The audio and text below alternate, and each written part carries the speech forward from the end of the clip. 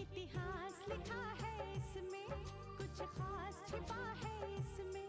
इतिहास लिखा है इसमें, कुछ खास छिपा है इसमें। मर्यादा है, कोई वादा है, विश्वास रखा है इसमें।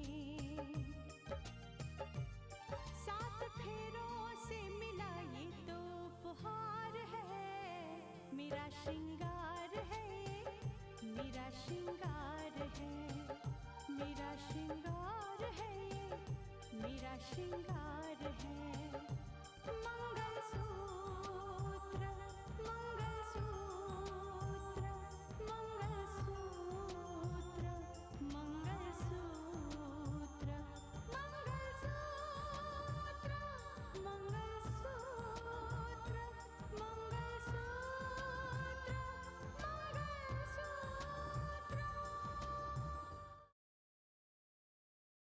और सच तो ये है कि यहाँ इस घर में घर जमाई बन के रहना I don't like it Ritika, ठीक नहीं है ये। पापा जी, हम आपको यही समझाने आए हैं कि हाँ पापा, मानस भैया कह रहे थे कि आप रितिका भाभी और उनके परिवार वालों के साथ कोई समझौता नहीं करना चाहते। अच्छा तुम एक काम करो, ये कृष्णन और उसके साथ जुड़े हुए जितने भी मुजरिम हैं उन पर नजर रखो। उनका केस कौन लड़ रहा है मुझे बताओ। ठीक है, मैं देखती हूँ। हम कुछ भी नहीं कर सकते सूर्या, कुछ भी नहीं। अब रितिका के साथ मानस भी यहीं पड़ा हुआ है और दीदी की हमदर्दी उन दोनों के साथ है। रितिका को इस घर में रख के सारे रस्म निभाना चाहती है। अब हमारे सामने सिर्फ एक ही रास्ता रह गया है कि हम दोनों सिर्फ चुपचाप उनको देखते रहे। ये क्या कह रहे हो स्नेहा?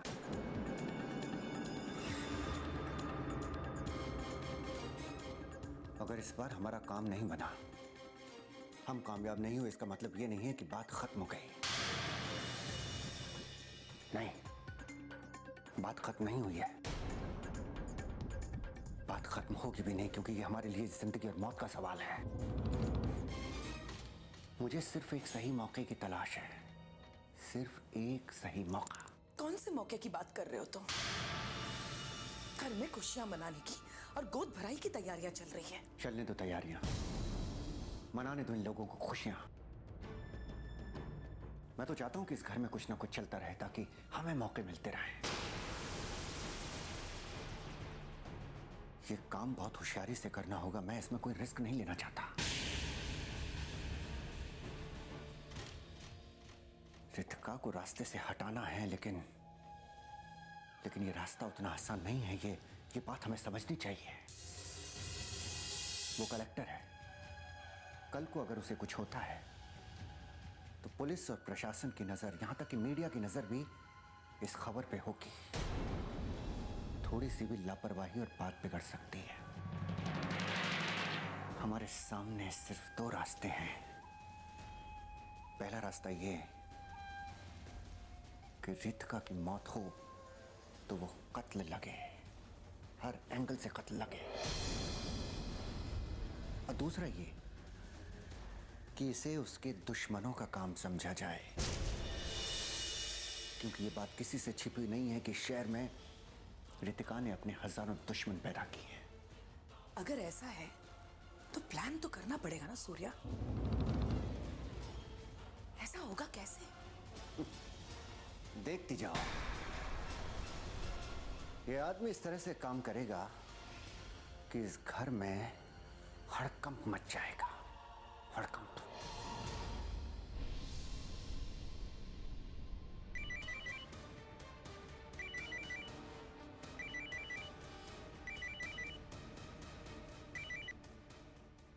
हेलो, कौन? आप कौन बोल रहे हैं? किससे बात करनी है आपको? कलेक्टर साहिबा से। ऑफिस में फोन कीजिए, वो घर पे किसी से बात नहीं करती। अरे फोन मत काटिएगा। मेरा ख्याल है कि आप कलेक्टर साहिबा की बुआ जी बोल रही हैं। आप कौन बोल रहे हैं? मैं कौन हूँ ये तो आप भूल जाइए, लेकिन मेरा एक संदेश कलेक्टर साहिबा तक ज़रूर पहुँचा दीजिएगा। बहुत तबाही मचाई है उन्होंने इस शहर में।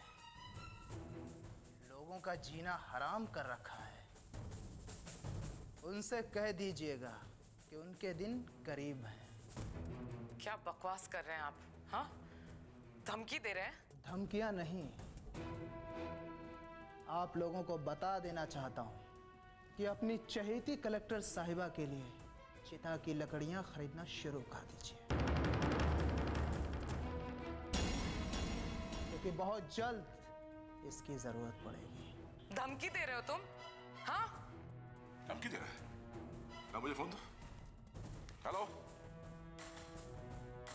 हेलो, डिस्कनेक्ट कर दिया फोन। कौन था?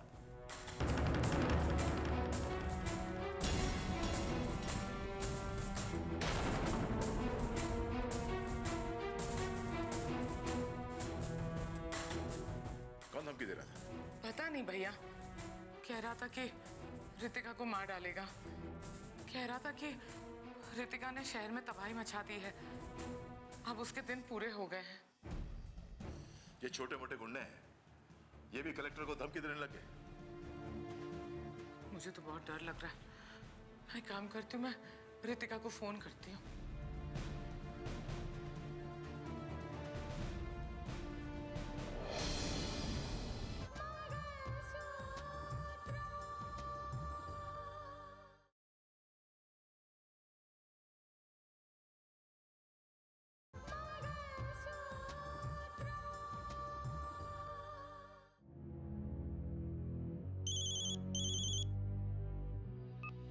हेलो।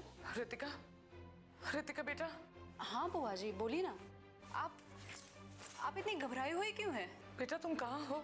मैं बस ऑफिस से निकलने की तैयारी कर रही हूँ। आप अब बताइए ना, बात क्या है बुआ जी? बेटा तुम्हारे गार्ड्स तो है ना तुम्हारे साथ? हाँ बुआ जी है, मुझे बताइए बात क्या है? एक बात अच्छी तरह से समझ लो रितिका, कहीं भी जाओ, कहीं भी अपने गार्ड्स को अपने साथ ले जाना, अकेली मत जाना। लेकिन बुआ जी आप ऐसा क्यों कह रही हैं? बेटा अभी अभी किसी आदमी का फोन आया था, बहुत धमकियां दे रहा था बेटा। कह रहा था वो लोग तुम्हें जिंदा नहीं छोड़ेंगे, मार डालेंगे तुम्हें। क्या? इसीलिए बेटा कहीं भी जाते वक्त अपने गार्ड्स को अपने साथ लेके जाना। बुआ जी आप बिल्कुल फिक्र मत कीजिए, मुझे कुछ नहीं होगा, आप परेशान मत होइए। और हाँ, ये जिसने भी हमें फोन करके धमकी देने की कोशिश की है ना बुआ जी, वो ज्यादा दिनों तक आजाद नहीं रह पाएगा। वो जब पकड़ा जाएगा तब देखा जाएगा। फिलहाल तुम मेरी बातों पे ध्यान दो, कोई भी लापरवाही मत करना, अपना पूरा ख्याल रखना बेटा, समझ रही हो ना तुम? ठीक है बुआ जी आप शांत हो जाइए, मैं अपना ध्यान रखूंगी, ठीक है? हाँ रितिका बेटा प्लीज संभल के आना। अब मैं घर आकर आपसे बात करती हूँ, मैं फोन रखती हूँ। बाय।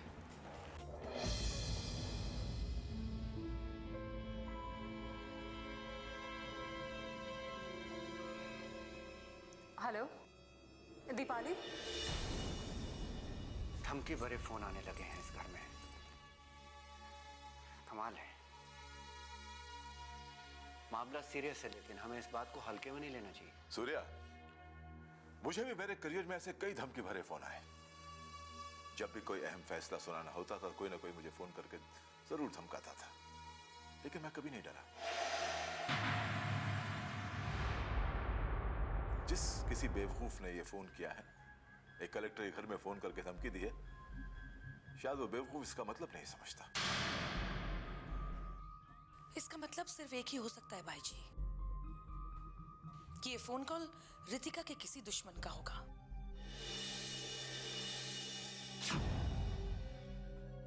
और ये फोन कॉल सिर्फ एक धमकी नहीं हो सकती, क्योंकि जिस तरह के कदम रितिका उठा रही है, उसे साफ जाहिर होता है कि रितिका किसी धमकी से डरने वाली नहीं है। भाई जी, दुश्मन बहुत खतरनाक भी हो सकता है, कुछ भी कर सकता है। तो खतरनाक है तो क्या हो गया? दुश्मन हमेशा खतरनाक होता है, इसका मतलब ये नहीं कि उसे डर जाना चाहिए। नहीं नहीं, मैं ये नहीं कह रहा। दरअसल रितिका मेरी अकेली भतीजी है, मुझे उसकी चिंता हो रही है। सूर्या, रितिका सच्चाई के पथ पर चल रही है। क्या तुम ये चाहते हो कि वो पद से मुड़ जाए, हट जाए उस पद से? नहीं ना? हाँ सूर्या, भाई जी बिल्कुल ठीक कह रहे हैं। कम से कम तुम्हें तो ऐसी बातें नहीं करनी चाहिए। ये पहली बार नहीं है कि हमारे घर में इस तरह के धमकी भरे फोन आए। इसका मतलब ये तो नहीं कि हम रितिका को रोक लें। वो अपना फर्ज निभा रही है, अच्छी तरह से निभा रही है, और हमें उसका साथ देना चाहिए। और वैसे हम सावधानी बरत रहे हैं। वो रितिका ने उसे शिकायत की है, वो क्या नाम है उसका, जो सहेली है उसकी, क्या वो एसीपी दीपाली। हाँ दीपाली से कहा है कि वो फोन कॉल ट्रेस करे। एक बार फोन कॉल ट्रेस हो जाता है तो मालूम पड़ जाएगा किसने फोन किया था।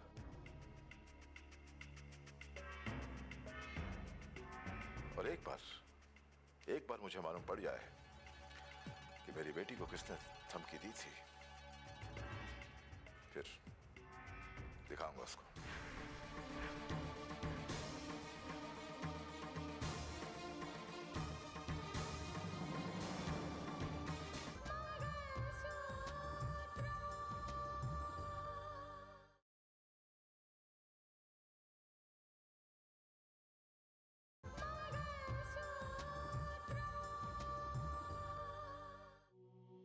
जय हिंद मैम।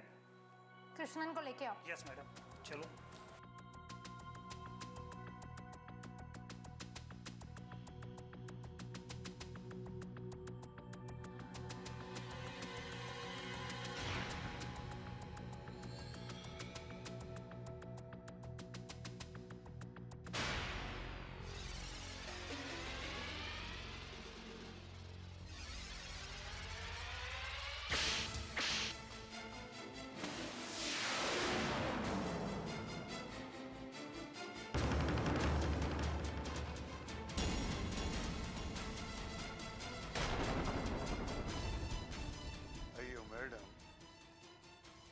तुमने हमको थप्पड़ मारा, कृष्णन अय्यर को?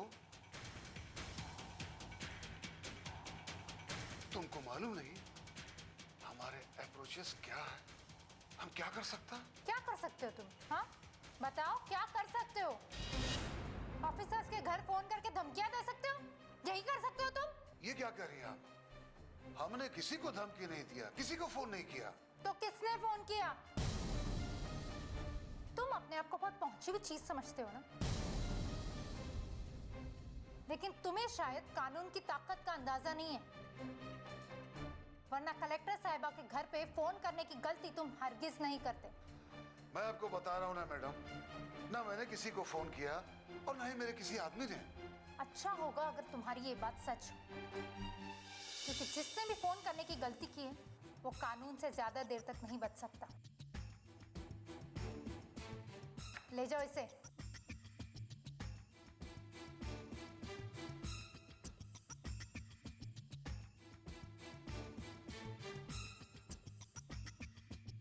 इंस्पेक्टर, कलेक्टर साहिबा के घर के नंबर पे किस किस का फोन आया था, वो सारे नंबर की डिटेल मुझे चाहिए। ओके मैडम, जिसने कलेक्टर साहिबा के घर फोन करने की गलती की है वो जल्द ही आपके सामने होगा।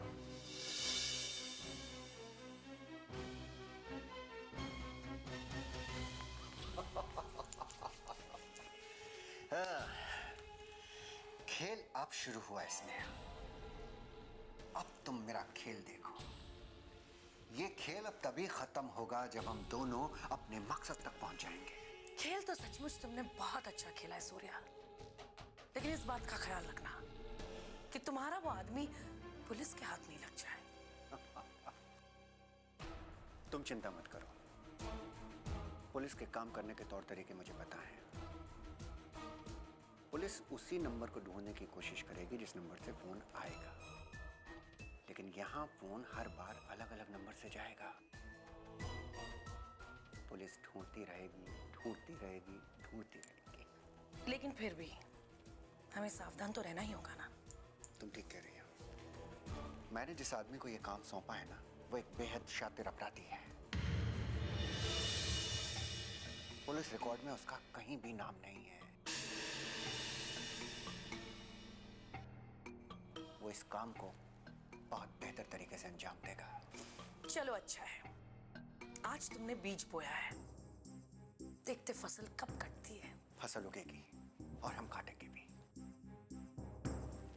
जरा पहले इस बात को चर्चा में आ जाने दो। शहर में इस बात का हुआ हो जाए कि कोई रितिका को मारना चाहता है, ताकि जब हम अपने हाथ दिखाएं तो कोई हम पर शक की उंगली भी ना उठा सके। ठीक है सूर्या, लेकिन नजर तो हमें बाकी के रास्तों पर भी रखनी है।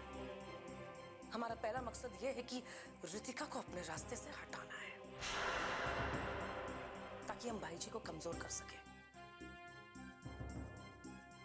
आदित्य प्रताप सिंह, हाँ,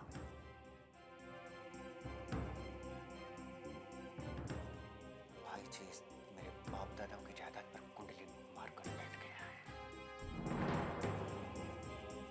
उसे तो खत्म करना ही होगा, लेकिन कहते हैं ना कि अगर सांप को मारना हो तो उसका जहर निकाल दो। धीरे धीरे धीरे धीरे सांप अपने आप मर जाएगा।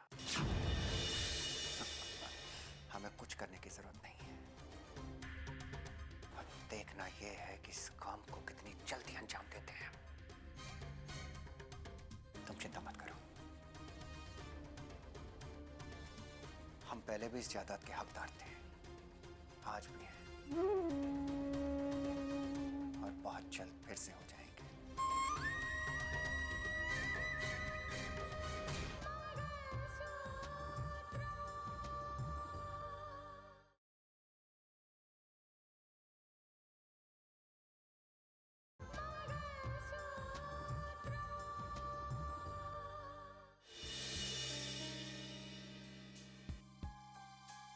कावेरी, अभी तक सोई नहीं?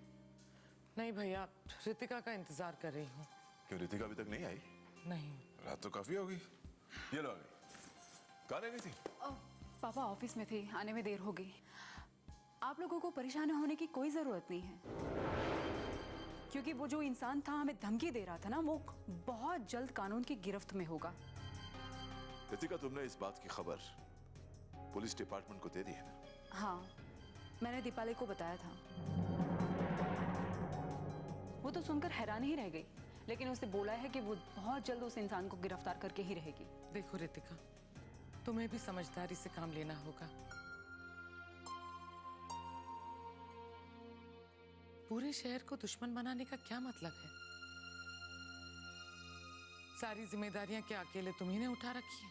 हाँ बुआ जी, ली है। ये जिम्मेदारी मेरी है।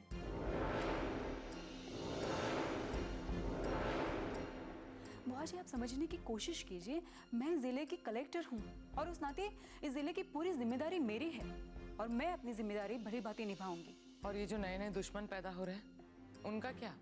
आप कहना क्या चाहती है बुआ जी? धमकियों से मैं अपने कदम पीछे कर लूं, हार जाऊं? कावेरी, कानून के मुहाफिज और मुजरिमों के बीच ये आंख मिचौली का खेल सदियों से चलता आया है। जिन लोगों ने कानून की रक्षा का बीड़ा उठाया है, अगर वही लोग डर जाएंगे तो फिर कानून की और आवाम की रक्षा कौन करेगा? ये क्या भैया, आप भी रितिका का साथ दे रहे हैं? कावेरी, मैंने अपने दोनों बच्चों को डरना नहीं सिखाया। अगर ये डरपोक होती ना, तो आज इस सौदे पे नहीं होती जहां पर ये है। अरे धमकियां तो मुझे उस वक्त भी आती थी जब मैं जज की कुर्सी पर बैठता था। हाँ पापा, आप ठीक कहते हैं। पापा, इस केस में प्रॉब्लम क्या है आपको पता है? शहर में हमने जिन जिन लोगों को गिरफ्तार किया है ना, वो ताकतवर हैं, सफेदपोश लोग हैं, जो किसी भी तरह से कानून से बच निकलना चाहते हैं। दीपाली तो बहुत परेशान है ये सोच करके इस केस में बहुत बड़े बड़े वकीलों के नाम सामने आ रहे हैं, जो झूठ को सच और सच को झूठ साबित करने में माहिर है। और अगर एक बार इस केस से जुड़े हुए किसी भी एक मुजरिम को जमानत मिल गई ना पापा, तो ये हमारे लिए हार होगी, परेशानी की बात होगी।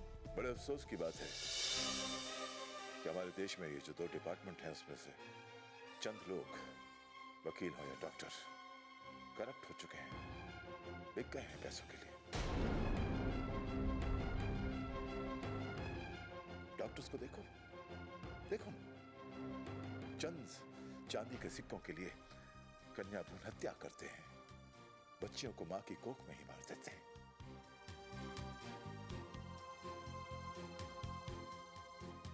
और रही वकीलों की बात, तो वो भी पैसों के लिए मुजरिमों को रिहाई दिला देते हैं। इस बात का उन्हें एहसास ही नहीं होता कि मुजरिम छूटकर देश और समाज का कितना नुकसान करेगा। लेकिन ऐसे मुजरिमों को सजा मिलनी चाहिए, बिल्कुल मिलनी चाहिए। हाँ, लेकिन पापा हम अदालत को मजबूर तो नहीं कर सकते हैं ना। अब देखिए, पुलिस दिन रात एक करके इतनी मेहनत करके एक मुजरिम को गिरफ्तार करती है, और दूसरी तरफ वही मुजरिम कानून में तरह तरह के दांव पेच आजमा के अदालत में छूट जाता है, और दूसरी तरफ वही मुजरिम तरह तरह के पैतरे आजमा के सजा से बच जाता है। पापा, ऐसी हालत में मुजरिम के तो हौसले बढ़ जाते हैं, हिम्मत बढ़ जाती है, लेकिन पुलिस उनकी हिम्मत टूट जाती है। रितिका, अगर तुम्हें लगता है कि इस केस को दबाने की कोशिश की जा रही है, तो मैं तुम्हें यकीन दिलाता हूं, भरोसा दिलाता हूं कि ये केस नहीं दबेगा। अब ये केस मैं लड़ूंगा।